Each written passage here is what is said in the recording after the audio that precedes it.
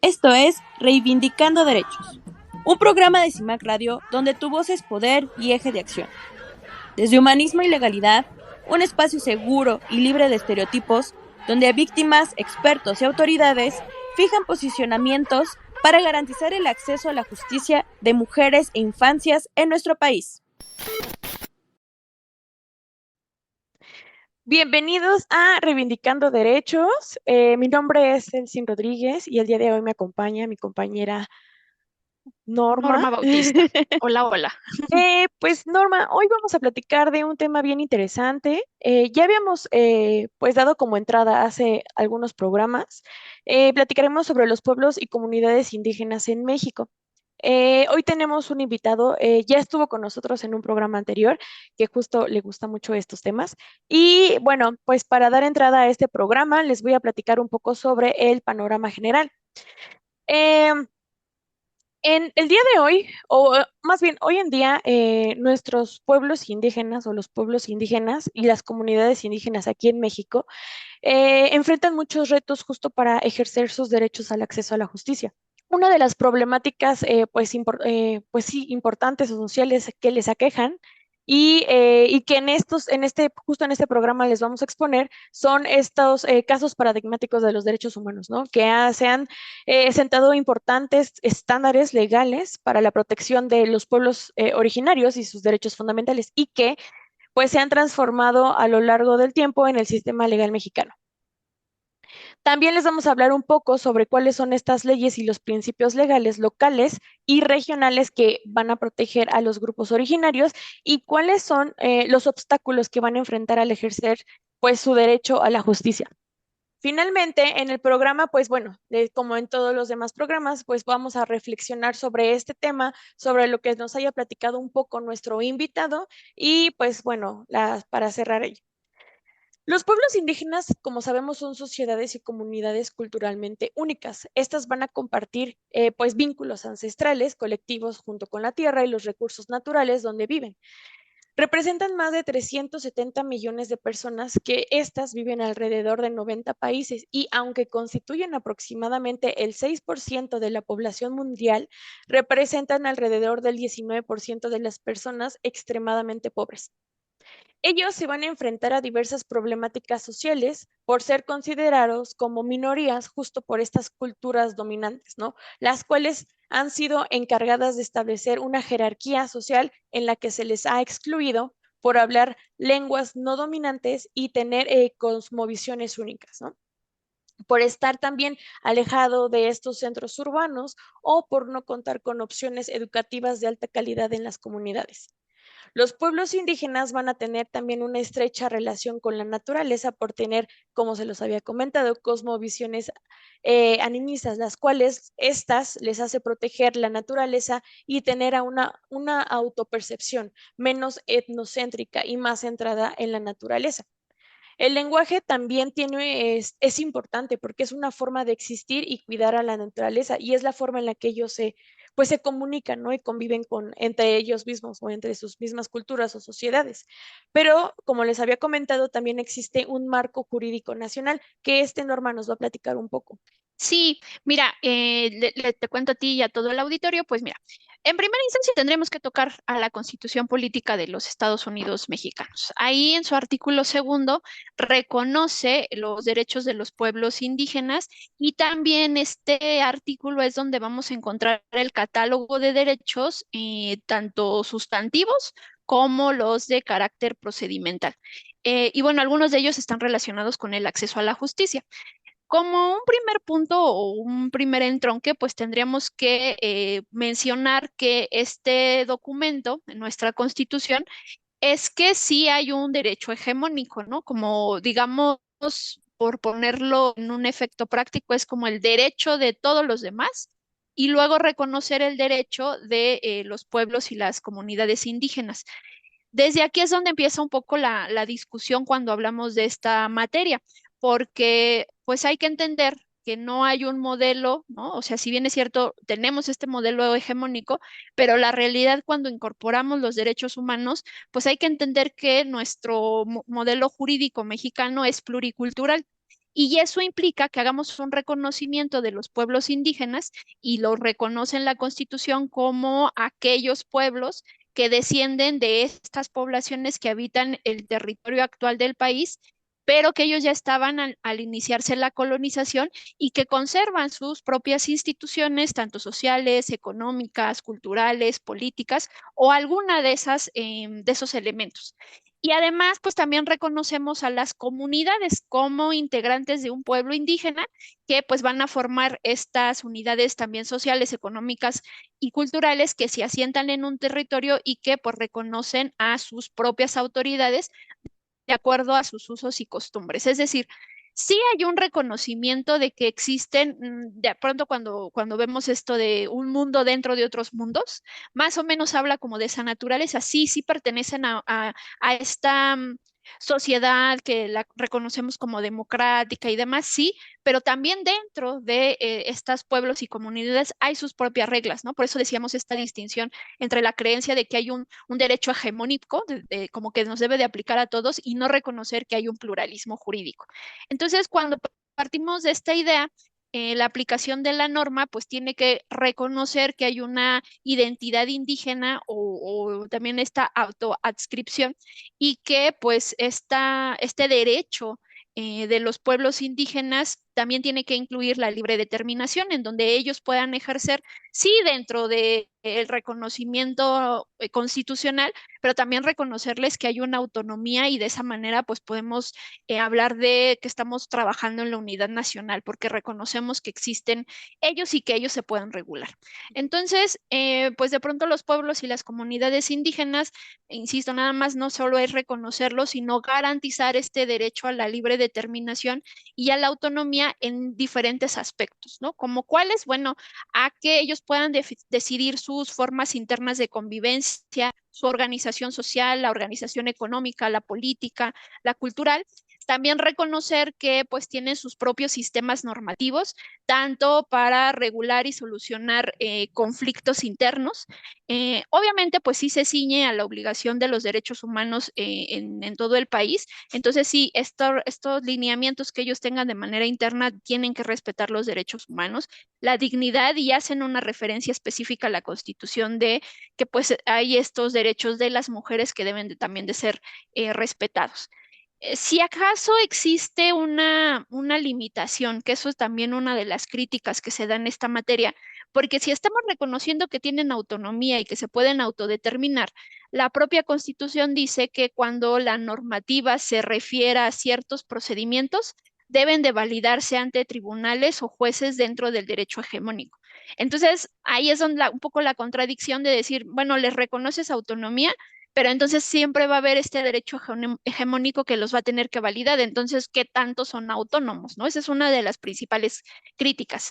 Otra de las cosas que se les reconoce es que, pues, a partir de sus normas puedan elegir sus procedimientos y sus prácticas tradicionales y, pues, las autoridades que los van a representar a partir de sus propias formas de gobierno interno.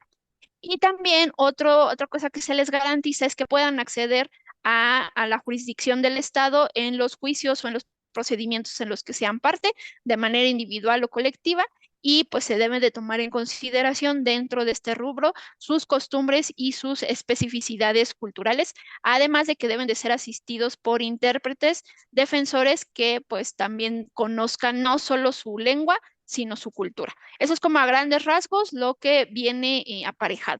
Pero de aquí podemos sacar algunas cuestiones que yo creo que en este tiempo que nos queda, Celsin, si nos podrías hablar un poco de los retos que tienen los pueblos y las comunidades indígenas en cuanto al acceso a la justicia. Sí, mira, el acceso a la justicia, pues, de los pueblos indígenas se ve, pues, afectado justo por la misma condición de discriminación estructural, las dinámicas sociales instauradas a través de todos estos procesos de colonización del norte global al sur, el sistema económico, el neoliberalismo, que justo va a priorizar esta extracción, ¿no? Y la extracción de las biodiversidades y pues bueno, los pueblos indígenas se ven obligados a ceder o la otra es cuidar, ¿no? También su biodiversidad. En nuestro país existen diversos casos de éxito y resistencia que se reconoce de manera oficial como, pues, desde 1992. Esta diversidad se va a basar en la coexistencia de múltiples pueblos indígenas que se van a distinguir por sus diferentes formas de pensar, actuar y representarse ante el mundo. De acuerdo con estas cifras oficiales o las cifras oficiales que existen, el país cuenta con 11.132.562 habitantes indígenas y 62 pueblos indígenas. En nuestro país hay 364 variantes dialécticas pertenecientes a 11 familias lingüísticas indoamericanas, ágicas, yutunagua, cochimiga, yumana. Ustedes disculparán con la pronunciación. Seri, Otomangue, Maya, Totonaco, Tepegua, Tarasca, Miche, Soque, Chontal de Oaxaca y Guave. Entonces, Norma nos platicaba un poco sobre lo jurídico. Entonces, y también existen estos derechos de los pueblos y comunidades indígenas que se los voy a mencionar. Los derechos constitucionales que tienen estos pueblos y comunidades indígenas son el reconocimiento a la diversidad cultural, su derecho a la autoidentificación o autoadscripción, el derecho a la libre determinación, el derecho al autogobierno, el derecho a elegir a sus autoridades, el derecho a aplicar sus propios sistemas normativos, derecho a acceder plenamente a la jurisdicción del Estado, el derecho a la tierra, al territorio y a sus recursos naturales, y el derecho a la consulta y al consentimiento libre, previo e informado. Y tenemos, por otro lado, los derechos internacionales, que es el derecho a la Pero autoidentificación. ahí sí, si me permites, Elsin, ¿te parece si nos vamos al primer corte? Ujú. Porque ya estamos sobre los tiempos y ahorita nos platicas sobre los derechos internacionales, ¿va? Me parece muy bien. Entonces, regresamos a Reivindicando Derechos. En CIMAC Radio queremos escucharte. Comunícate con nosotras al 55 60 60 55 71 55 60 60 55 71 y déjanos conocer tus opiniones sobre nuestra programación. CIMAC Radio, periodismo con perspectiva de género. Regresamos a Reivindicando Derechos. Estamos platicando sobre los pueblos y comunidades indígenas y les estaba platicando un poco sobre cuáles eran los derechos constitucionales y me quedé en la parte de los derechos internacionales, pero Norma me va a Sí, hacer sí, el sí. favor de Sí, mejor. comentárselos. Sí, porque ya la interrumpí, entonces mejor yo me aviento los internacionales. Bueno, miren, en los internacionales, pues obviamente salen los internacionales y luego los recoge los estados, pero pues por eso vamos a encontrar muchas similitudes. Entonces, tenemos derecho a la autoidentificación, derecho a la libre determinación, este derecho de actuar de manera colectiva, de profesar y practicar sus creencias espirituales, a usar sus propias lengua o idiomas, el derecho a sus tierras, territorios y recursos, el derecho a la pues pertenencia, ¿no?, de estos pueblos, a la identidad y su integridad indígena, a preservar, usar, desarrollar, revitalizar y transmitir a sus generaciones pues su propia historia, su lengua, tradiciones, la filosofía, los sistemas de conocimiento, la escritura, la literatura, a que puedan también mantener sus nombres, tanto de sus comunidades como de individuos y lugares, a este derecho a promover y acceder y desarrollar todos sus sistemas y medios de comunicación, derecho a la protección del medio ambiente sano, derecho a la asociación, reunión, libertad de expresión y de pensamiento, este derecho de la autonomía y el autogobierno, a promover y mantener sus estructuras institucionales y sus propias costumbres, incluyendo pues todos estos temas de espiritualidad, tradiciones, procedimientos, prácticas y también pues todo lo que tenga que ver con los ordenamientos jurídicos de las propias comunidades, siempre apegándose a los derechos humanos, el derecho a tierras, territorios y recursos, derechos laborales, derecho al desarrollo, partiendo también de sus propios sistemas de pues sociales, culturales y demás, y esta cuestión de la cosmovisión, que es uno de los elementos Ujú. importantes, y pues que se les garantice su subsistencia, desarrollo y a dedicarse de manera libre a actividades económicas. Y por último, pues el derecho a la paz, la seguridad y protecciones, ¿no? A grandes rasgos, esos serían los derechos a nivel internacional, pero también hay principios generales, no sé si nos puedes Ajá. contar sobre eso un poquito. Sí, justo existen estos principios generales que se deben de tener y tomar en consideración las y los juzgadores. Unos de ellos son la igualdad y la no discriminación, la autoidentificación, la maximización de la autonomía, el acceso a la justicia considerando las especificaciones culturales que ya se los habíamos mencionado, la protección especial a sus territorios y recursos naturales, y la participación, la consulta y el consentimiento frente a cualquier acción que los afecte. Y bueno, teniendo esto en cuenta, también existen, ¿no?, estos instrumentos normativos en el ámbito internacional. Ajá, justo como decíamos, digo, ahorita platicamos como el englobe de cuáles son esos derechos, pero todo esto surgen de diferentes instrumentos internacionales. Y pues mira, vamos a mencionar algunos como referencia. Pues tenemos en un primer momento la Declaración de Naciones Unidas sobre los Derechos de los Pueblos Indígenas. Este es uno de los documentos también importantes que tienen que ver con la historia de los derechos humanos, en donde pues se juntan diferentes regiones del mundo con muchos antecedentes, tanto jurídicos y culturales, y pues se proclama en una Asamblea General por allá de 1948.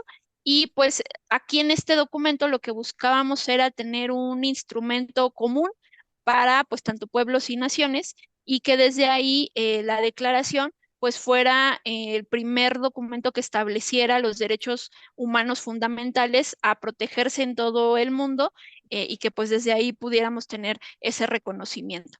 Después pues tuvimos la Declaración Americana sobre los Derechos de los Pueblos Indígenas ya para el 2016.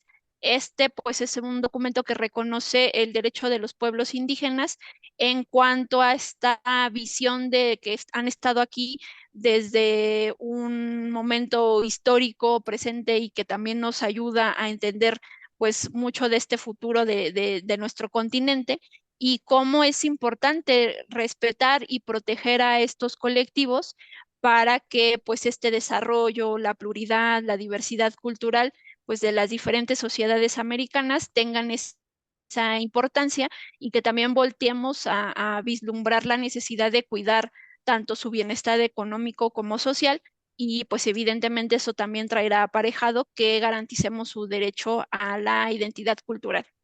Pero también te cuento, Cel, y al auditorio, que hay un acuerdo regional sobre el acceso a la información, la participación pública y el acceso a la justicia en asuntos ambientales en América Latina y el Caribe, porque con esta idea del reconocimiento, de la autonomía, de la autoadscripción, ¿no? De que ellos puedan determinar o opinar sobre lo que de pronto pudiera afectarles, empezaron a poner atención en esa materia y decir, bueno, pero si vamos a generar, y ya esto visibilizándolo a partir de lo que platicábamos del derecho hegemónico, ¿no? Ujú. Bueno, vamos a imponer, por ponerles un ejemplo, la religión católica a todos, por ley.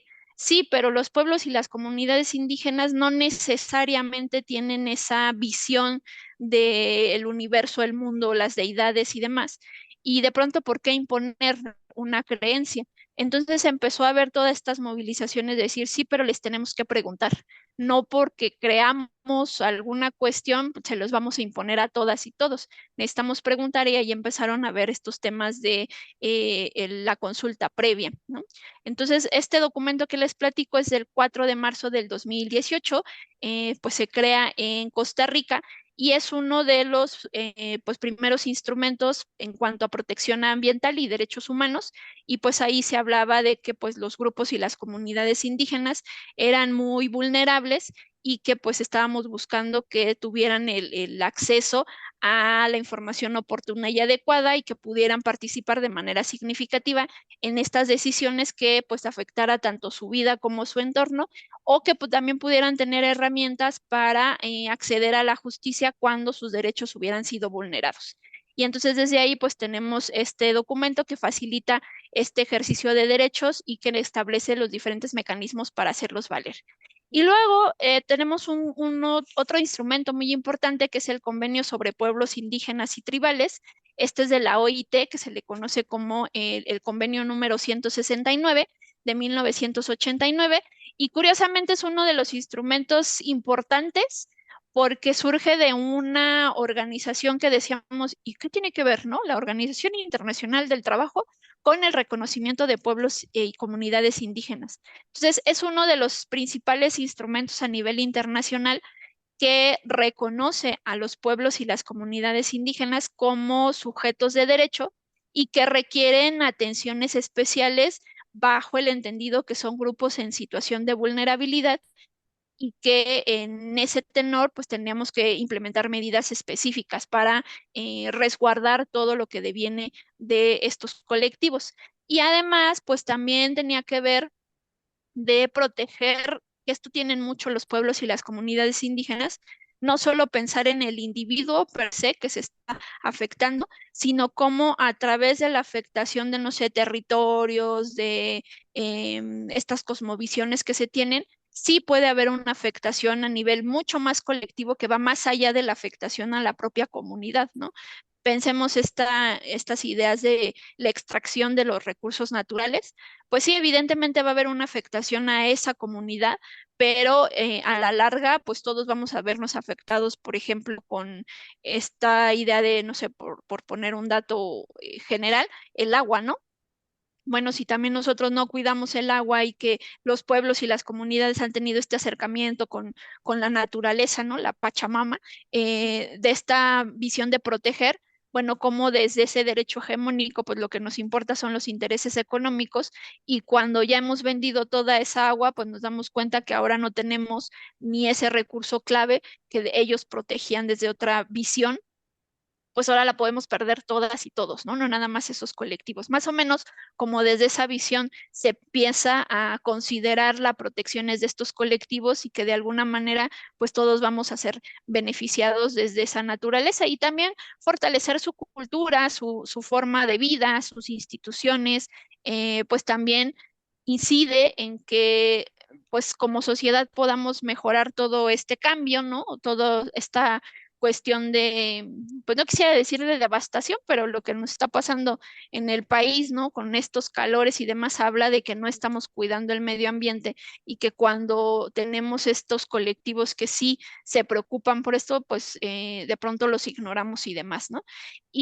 Pues otra de las cosas que ya hemos mencionado, pues que es muy importante que sí se deban de tomar en consideración estos grupos y estos colectivos en relación a los derechos que les van a afectar o lo que va a afectar en su territorio, porque no son, tenemos esta visión sesgada, ¿no? De creer que son personas que de alguna manera no han tenido un desarrollo educativo y que por eso no pueden tener una conversación y la realidad es que no, en muchas ocasiones tienen un bagaje cultural muchísimo más nutrido que cualquier persona que haya ido a universidades, posgrados y demás y no es por demeritar a uno y otro, pero la realidad es que sí tenemos que tener, debemos de tener este acercamiento a estos colectivos porque sus cosmovisiones son tan importantes que a lo mejor hay cosas que nosotros no estamos poniendo atención y que si regresamos a nuestros orígenes podría ser un cambio trascendental.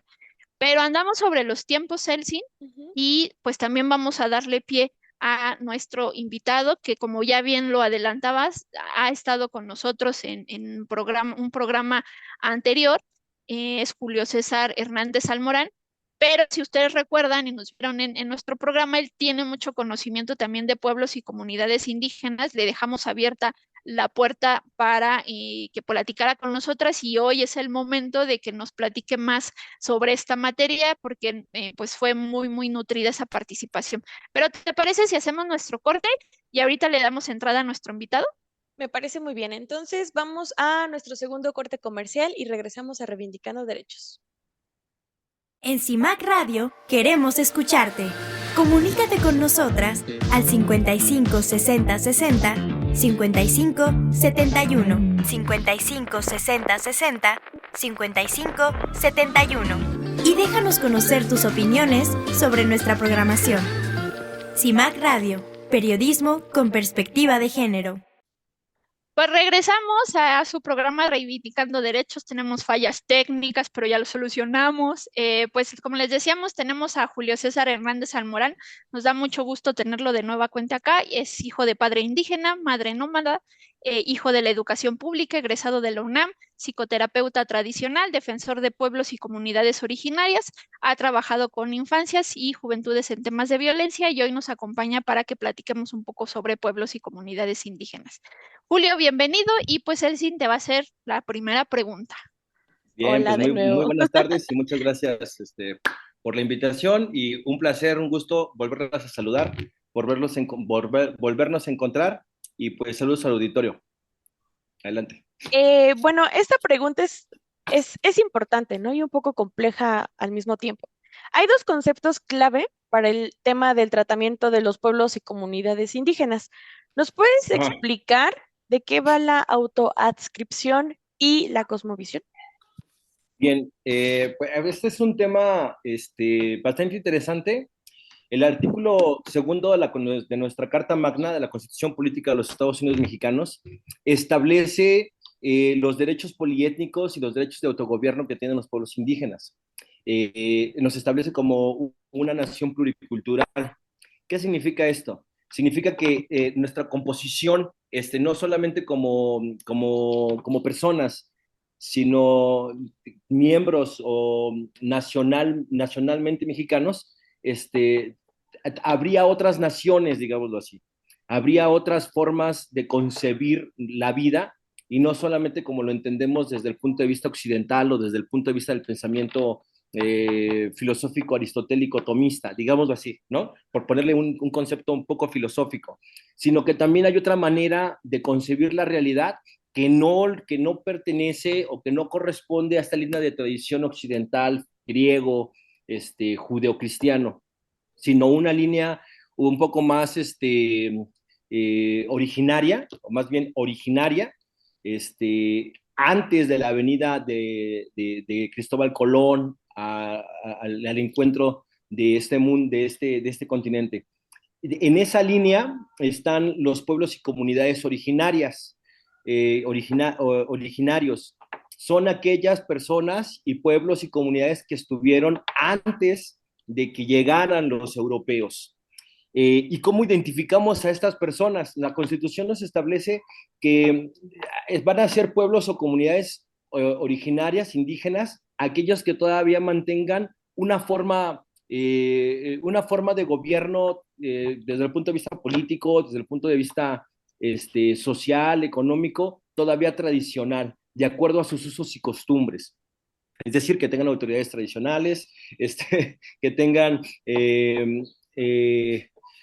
pues cierta normativa o sistema normativo interno que es alterno a los que conocemos, consejo de ancianos, gobernadores, secretarios, guardianes, bastón de mando, etcétera. Y siempre y cuando tengan esta característica, se les va a considerar como pueblos y comunidades indígenas. Pero, ¿qué es un indígena? Esto es una cuestión muy extraña.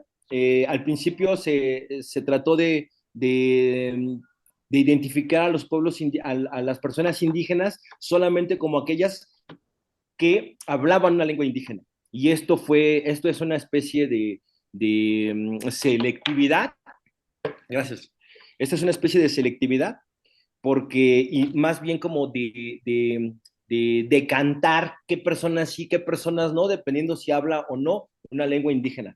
Hay que recordar que con las políticas de antiguos gobiernos, de antes de 1994, se tenía una política de que hubiera una sola lengua, es decir, la lengua español. O castellano, ¿no? No sé cómo se identifique. Y resulta que muchas personas indígenas que viven en un sistema normativo alterno, un sistema normativo interno tradicional, con ciertas instituciones todavía indígenas o de tradición, ya no hablaban lengua indígena, porque la consigna política educativa, de la política educativa de aquel momento era solamente se habla una sola lengua, el español. Y de ahí resultó que es bastante curioso que solamente los que hablaban lengua indígena se pudieran considerar indígenas, aunque hubiera personas que no la hablaran y aún así fueran indígenas. Esto todavía es un tema, ya que resulta un poco como de mucha erogación para el Estado, identificar quiénes sí, quiénes no. Los censos del INEGI todavía tienen la pregunta si habla una lengua indígena. Ya se presenta, hasta donde yo sé, no han revisado este último censo, es la realidad, hasta donde yo sé, me parece que ya se pregunta si se concibe como indígena. Lamentablemente, por las políticas discriminatorias, no hay una confianza de decirse, de asignarse, de autopercibirse indígenas. ¿Qué es la autoadscripción? Según la Corte de nuestra nación, la autoadscripción es considerarse a sí mismos, concebirse a sí mismos como indígenas. Eso es suficiente para saber si es una persona con esta característica. Esa es la autoadscripción. Y la cosmovisión es que su forma de vida sea de acuerdo a las instituciones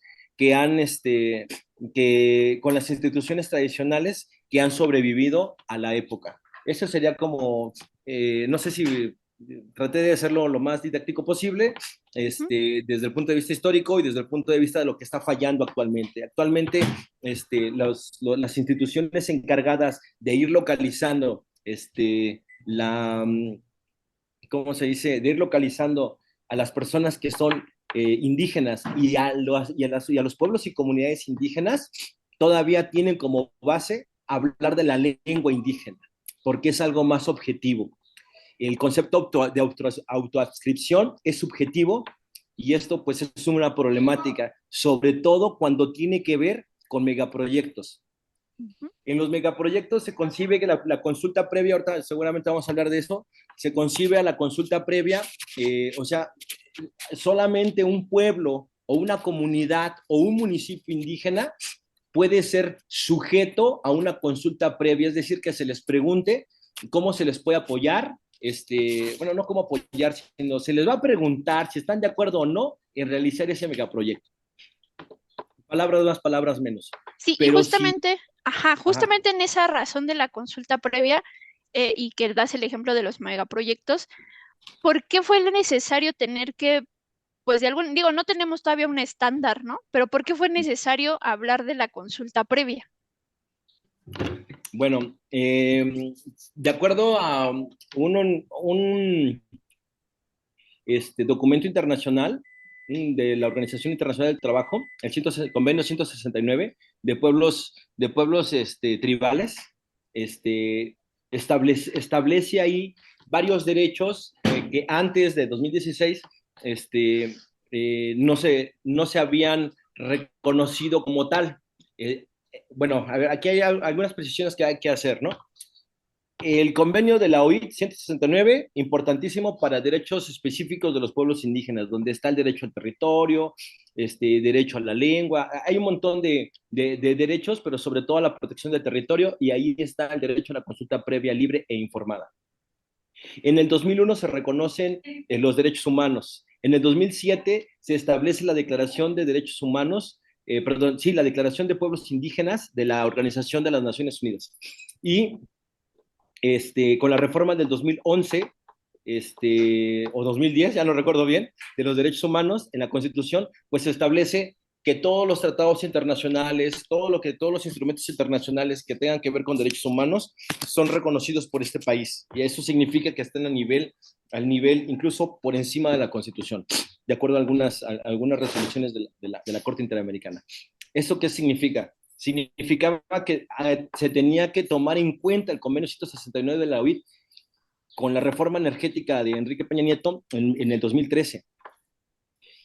Cuando se empiezan los megaproyectos y se hace la reforma a la Constitución de 2013, perdón, a la Constitución en el 2013, se tiene la posibilidad ya de empresas transnacionales de implementar megaproyectos, pero estábamos muy cortos, estábamos muy en pañales para realizar consultas, no sabíamos cómo hacerlo. Había casos en Ecuador, había casos en Bolivia, ya había casos que se habían llevado a la Corte Interamericana, pero casos, obviamente, si llegaron a la Corte Interamericana es porque fue en litigio, o sea, no había casos así como muy, con unas reglas administrativas, con un manual operativo, ¿no? Con sí, manual de procedimientos.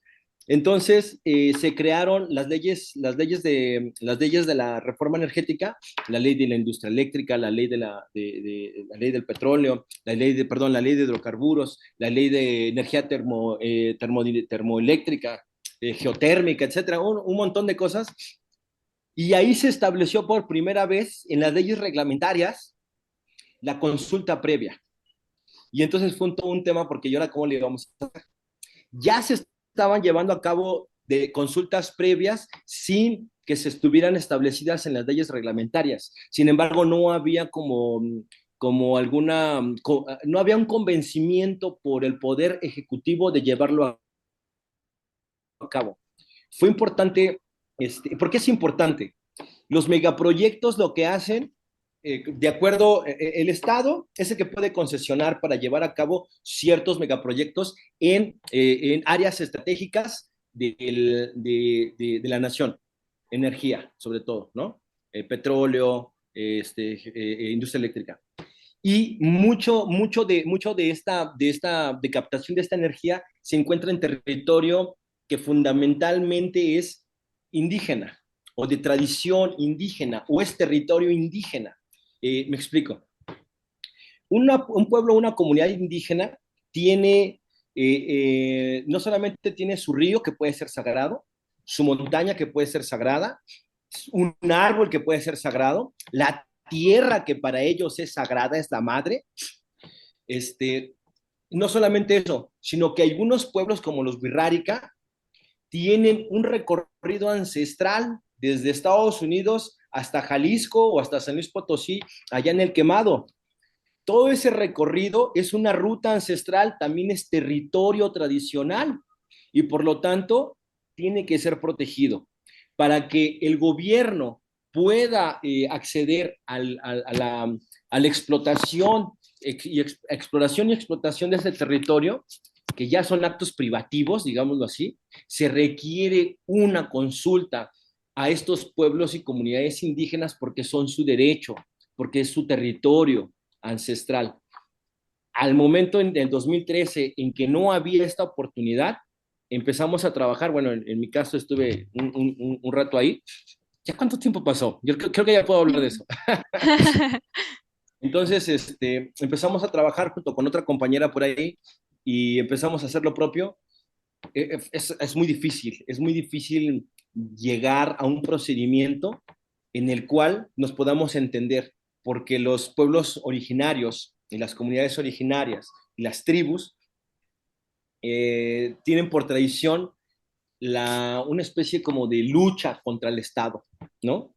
En alguna ocasión, esto es como una anécdota, estábamos en una reunión de trabajo con la tribu Yaqui y recuerdo que estábamos armando unos instrumentos para que un acta en la que se pudieran establecer algunos candados para que la tribu Yaqui pudiera estar no solamente protegida, sino que si no se cumplían los acuerdos, se regresaran las cosas en el momento antes de que se firmaran. Estábamos ahí presentando una condición resolutoria. Y decía la tribu Yaqui, los técnicos, es que no podemos creer que usted nos esté defendiendo. ¿No? O sea, así, ¿no?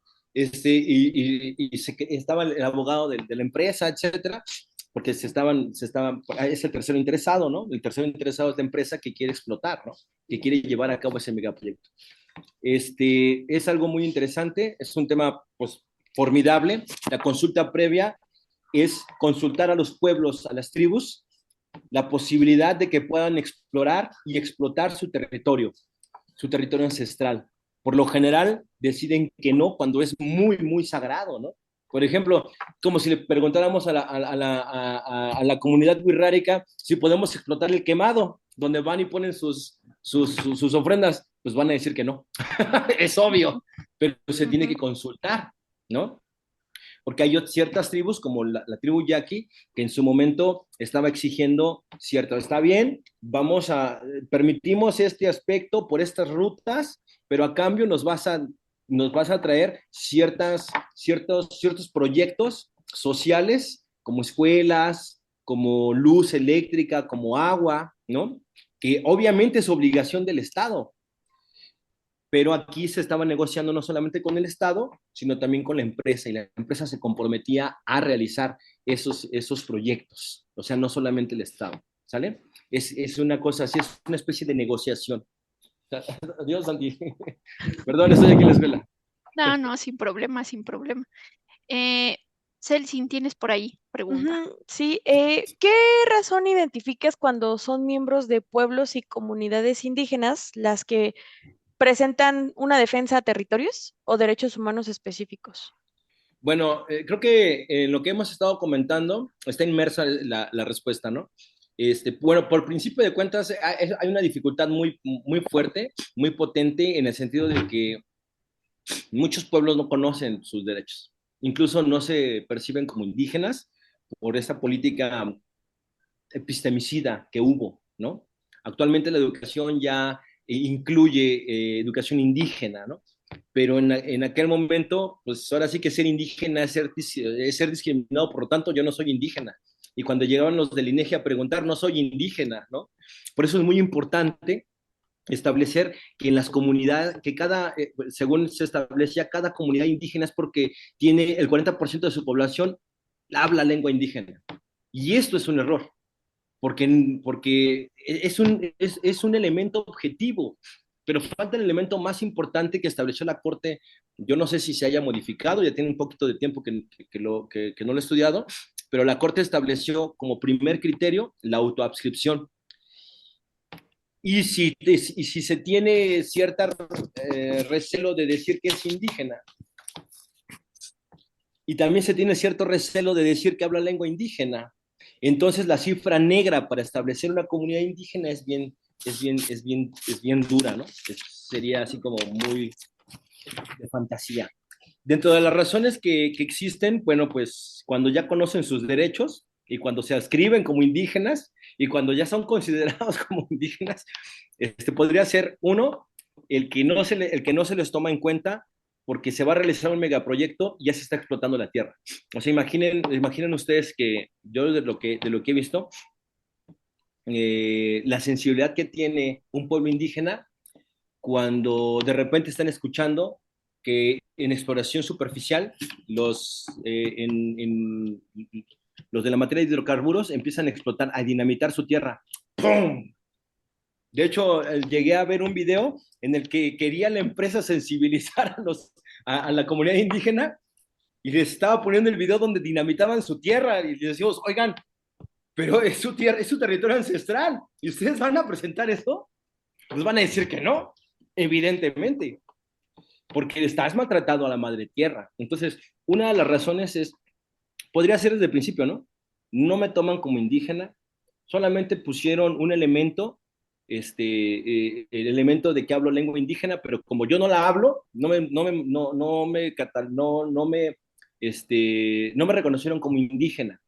Tengo mis instituciones, pero no todas son específicamente indígenas, ¿no? Tradicionales, pero tengo usos y costumbres, incluso tengo hasta un sistema normativo. De hecho, por ahí, lo de las comunidades agrarias tiene que ver un poco con las comunidades indígenas, sobre todo porque se estuvieron vinculando en la revolución. Ahí hay un elemento que se tiene que trabajar mucho. Yo no sé si se ha estado trabajando, pero habíamos establecido, este es un paréntesis, que la mayoría de los pueblos indígenas se habían subsumido a una figura agraria, que era la comunidad indígena, y también al ejido. Y estas, a su vez, tienen un sistema normativo interno, pero ya se había cooptado por estas figuras agrarias, ¿no? El ejido y la comunidad agraria. Bueno, otro de los elementos podría ser, en cuanto a megaproyectos, es en lo que les puedo decir, razones científicas, ok, y para una defensa de territorios, lo más aquí me parece que se tienen que tomar en cuenta estos tres criterios que acabo de mencionar, ¿no? La autoadscripción, la lengua y sobre todo el porcentaje de la comunidad que tenga, de la comunidad, si el porcentaje es 40% más de lo indígena. Eso es lo que establece los manuales. Sin embargo, se puede hacer un trabajo también sociológico y antropológico para determinar que también esa sería una razón del por qué, una razón con la que se podría hacer una defensa. Otra razón sería que el territorio que se está ocupando o que se pretende ocupar en la explotación o en la construcción de megaproyectos es un territorio ancestral. ¿Cómo? Pues que se va y se deja ofrenda. Esto es una labor antropológica eminente y profundamente humana. Eminentemente humana. O sea, no hay de otra. Aquí es hacer la labor y a veces no hay pago, ¿eh? O sea, a veces no. Yo me acuerdo que iba a los Altos allá en Oaxaca y me iba de viaje 13 horas, me bajaba del autobús, daba el curso a autoridades tradicionales y nada más me daban un taco y me regresaba otra vez. Y así de ida y vuelta. ¿Y cuánto te dan? Pues te dan las gracias y una profunda emoción de haber contribuido, ¿no? Un poco con, con nuestros hermanos. Otra razón, pues yo creo que con esas razones son suficientes para presentar una defensa. Es que también depende mucho del caso, ¿no? Ujú. Porque hay a veces incluso que hay hasta figuras de, de, de otro siglo. O sea, hay papeles que de la colonia de la Nueva España que adscriben territorio a comunidades indígenas. O sea, es algo que tiene que ser puntualmente, ¿no? Creo que con eso es Cada suficiente. caso. No, pues muchas gracias. ¿Te parece? Vamos a hacer nuestro corte comercial para hacerte las últimas preguntas que tenemos, que Ok, es bien interesante, pero vamos a hacer nuestro corte y volvemos. sale.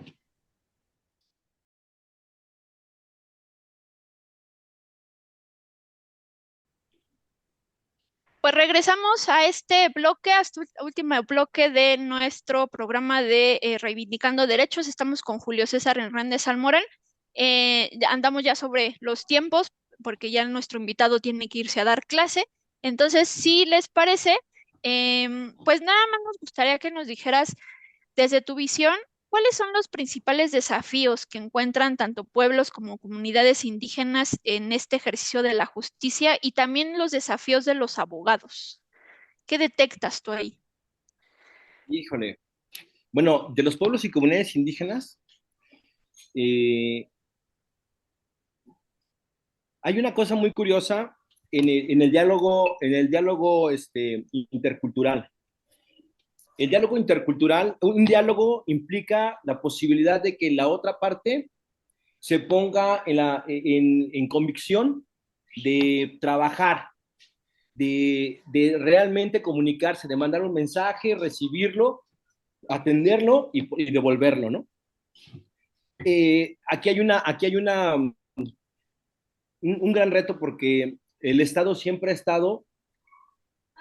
tuvo una política de, de persecución, ha tenido una política de, ¿cómo decirlo? De ensombrecer los megaproyectos, ¿no? O sea, perdón, de ensombrecer los derechos de los pueblos y comunidades indígenas. En ese sentido, hay como una gran deuda. Sin embargo, con este gobierno de la Cuarta Transformación, me parece, me parece que habría una apertura más, ¿no? Podría haber una apertura. Sin embargo, me suena un poco extraño el Tren Maya, porque pasa Mm. por territorio ancestral. No lo he analizado, eso sería cuestión de ir más para allá.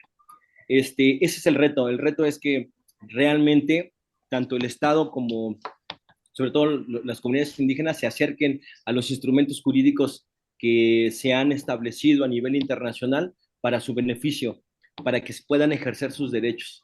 Hay veces que de plano no, se tienen, obviamente esto que implica que se pongan a leer sus derechos. Y esto implica que las instituciones del Estado puedan dar la traducción, si es que no hablan español, puedan darle la traducción a los instrumentos. Y ese es el reto de los abogados.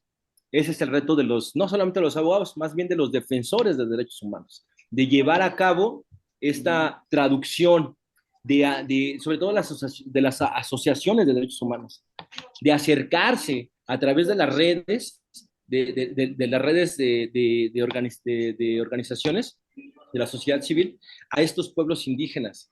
Ya hay mucha comunicación, está lo del internet, etcétera. Me parece que eso serían así como acercarse mutuamente, ¿no? Brindarle el apoyo y que las comunidades también lo devuelvan y que puedan estar en un diálogo. Si no hay diálogo, me llegó el caso, por ejemplo, estábamos en Oaxaca con unos aerogeneradores y de repente, no, que sí, vamos a firmar y vamos todos, y de repente llegan un montón de gentes de otras organizaciones, zapotecos igual, y boicotearon todo el asunto, y a mí me consta que estaba ahí, pero no sabía de qué hablaba el acta, pero me consta que se boicoteó todo y entonces tuvimos que salir huyendo. O sea, nos chispamos por la puerta de atrás y nos fuimos al hotel a guarecernos cuando íbamos de buena fe a revisar cómo podíamos ayudar, cómo podíamos darle la oportunidad de construir nuevos proyectos para ellos, ¿no? Entonces, de acuerdo a su petición. Pero pues todo esto es una lógica de trabajarlo, de ser muy pacientes y de trabajarlo, de ser muchas veces, y esto es otro reto más, tenemos un ideal, esto es lo que tiene que ocurrir, esto es lo que establece la justicia, la utopía, pero cuando lo empalmamos con la realidad, muchas veces se va a mezclar y va a bajar de nivel. Y eso es lo que tenemos que aprender. Tenemos que aprender de lo que es lo ideal a lo que es posible, se genera una nueva realidad. Y así se va construyendo. Obviamente, siempre hay que exigir lo máximo, el ideal, para poder llegar a ese nivel. Me parece que a lo mejor estoy hablando un poquito como en abstracto, pero eso es como lo fundamental. Ahora, desde el punto de vista de las mujeres, me parece que sería otro reto, no solamente para las defensoras, sino sobre todo para las mujeres indígenas. Híjole, me tocó el caso de que las comunidades pedían talleres de equidad de género, pero nada más iban las mujeres. Incluso se elevaba el nivel de violencia hacia la mujer porque llevaban talleres de educación sexual, ¿no? De salud sexual y reproductiva, uso del condón, planificación familiar. ¿Y cómo que vas a usar condón? ¿Quién te dijo? Le decía al hombre, velas, ¿no? Entonces, en este trabajo de equidad, tanto el hombre como la mujer tienen que ir juntos, tienen que ir juntos. No se puede avanzar de otra manera. Y pues se tienen que ir permeando, porque pueden aceptarlo o no pueden aceptarlo. Esa ya es la convicción de los pueblos y comunidades indígenas. Por ejemplo, el caso de Oaxaca, ¿no? Cuando había una comunidad, no recuerdo cuál, pero en caso de que haya habido un asesinato y para poderlo reinsertar a su comunidad, se le tenía que dar de fuetazos. Para poderlo reinsertar, se le daba de fuetazos ante toda la comunidad, 90 fuetazos. Creo que es Oaxaca o Colombia, no recuerdo bien, ¿eh? Aquí Colombia. tengo que ser Colombia, ¿verdad? Ajá. Entonces, se le tenía que dar 90 fuetazos y después de eso ya, estás purificado, tu espíritu ya regresó a la comunidad, puedes volver a la comunidad te va a aceptar. Esto para la perspectiva de derechos humanos, esto es impensable, esto es un trato inhumano, cruel y degradante, ¿no? Esto es erga omnes, ¿no? Es opuesto a todos, contra todo. Pero para la comunidad indígena, por una justicia comunitaria, es aceptado. Entonces, tenemos que comprender que hay ciertas cosas que nosotros no podemos juzgar, y eso es muy difícil, porque de eso se trata el derecho, ¿no? De que estamos juzgando lo que es bueno, lo que es correcto y lo que es justo. Bueno, entonces ese sería como un punto. Yo no estoy diciendo que el trato a las mujeres tiene que quedarse así, ¿no? Fundamentalmente machista. Si estoy diciendo que se va a ir permeando poco a poco, pero pues tenemos que hacer nuestra labor. Y las mujeres también. Ningún derecho se da, se proporciona por sí solo. Los derechos se tienen que conquistar y cuando ya están dados, se tienen que ejercer porque si no también se pierden. Eso sería todo. Pues muchísimas gracias, siempre es un gusto escucharte. Nos quedan a veces luego preguntas en el tintero, pero yo creo que hemos podido cerrar muy bien la pinza. Pues sí, yo creo que lo que mencionas es tener buscar el entendimiento de que sí vivimos en una misma población, pero en esa misma población hay muchos otros mundos y hay que entenderlos y esta visión de un derecho hegemónico no necesariamente resuelve todas las problemáticas y tenemos colectivos que están defendiendo lo que deberíamos de estar defendiendo y en lugar de voltearles la espalda, también tendríamos que hacer frente con ellos para estar bien todas y todos, ¿no? Pero Sí. Celsi, no sé si quieras comentar algo más ya para ir cerrando el programa. Pues nada, agradecer de nuevo el que nos acompañara en este programa, muy interesante, por cierto, que como dices, nos falta tiempo para más preguntas, pero es importante, ¿no? Tomar en cuenta todo lo que nos comenta y platica el invitado, y sobre todo los derechos fundamentales, ¿no? El respetarlos, porque no porque sean comunidades indígenas no los tienen, ¿no? Al contrario, se les debe de garantizar como debe Al ser. contrario, tienen más, Ujú, Sí, tienen más por su propia peculiaridad, ¿no? Bueno, por su exacto, propia justo. autoadscripción. Ujú. Sí. exacto. Pues tus últimas palabras, Julio, para este programa. ¿Qué le Pues quieres decir nada, al auditorio? pues mucho gusto, no he visto a nadie, no me he visto en la radio, pero pues muchas gracias. Estos espacios de libertad tienen que seguirse multiplicando. Estos nuevos espacios de encuentro son importantes porque de aquí viene la, la visión pluricultural, la interdisciplinaria, ¿no? La visión interdisciplinaria. De aquí, de este tipo de ejercicios, podemos robustecer la democracia y no desde un punto de vista, desde un punto de vista de la entelequia, de que está arriba en los cielos, ¿no? Desde el punto de vista de aquí, podemos llevarlo a la realidad y el tema es aventarse. La vamos a regar muchas veces, pero no importa. Aviéntate, haz tu papel, hagamos nuestro papel. Lo que escuchemos, lo que nos salta y no estamos de acuerdo, pues hay que investigarlo y hay que hacer nuestro papel desde nuestra trinchera, con papá, con mamá, con nuestros hijos, con el vecino, con todo mundo. Cuando hay algo que no cuadra y es injusto, no estamos obligados a soportarlo, así que, no hay que protestar, quizás es la palabra más, un poquito muy fuerte, sino hay que reivindicar ese derecho, ¿vale? Eso es todo. Muy Gracias. bien. Pues muchísimas Muchas gracias a gracias. todas y todos por escucharnos. Gracias, Elsin. Gracias, Julio. Y pues no nos queda más que despedirnos. Nos vemos la siguiente semana y nos escuchamos la siguiente semana para seguir hablando de estos temas. Y pues esto fue Reivindicando Derechos a través de Violeta Radio. Bye, Muchas bye. gracias. Hasta luego. Adiós. Chao. Esto es Reivindicando Derechos, un programa de CIMAC Radio donde tu voz es poder y eje de acción. Desde humanismo y legalidad, un espacio seguro y libre de estereotipos, donde víctimas, expertos y autoridades fijan posicionamientos para garantizar el acceso a la justicia de mujeres e infancias en nuestro país.